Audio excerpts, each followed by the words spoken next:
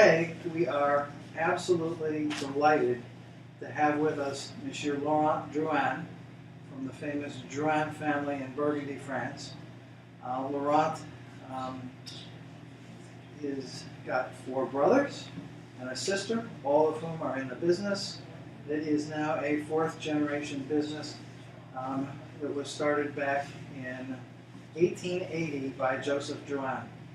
The Drouhin wines are considered amongst the very best negociant wines in all of Burgundy, and the family also has some of the finest estates in Burgundy.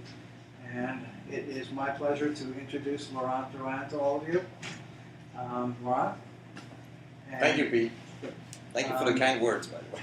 Good. Well, why don't you tell us something about how all this started for Drouhin?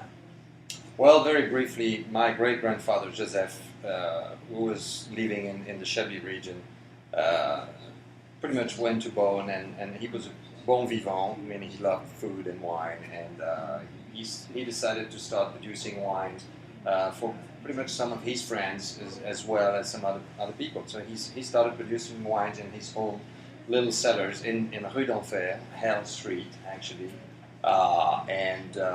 And from there, I mean, he was quite successful, and he did that for 38 years, from 1880 to 1918. So it all started with the love of one person, my great-grandfather, for great region, Burgundy.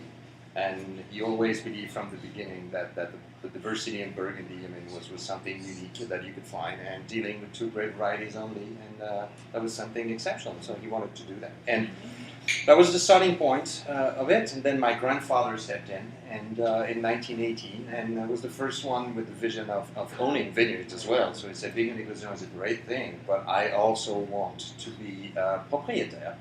And he purchased the Clos des Mouches in 1928, and that was the starting point of the 184 acres that we own today in the Côte de Nuit, Côte de Beaune, Côte Chalonnaise, and the Chablis region.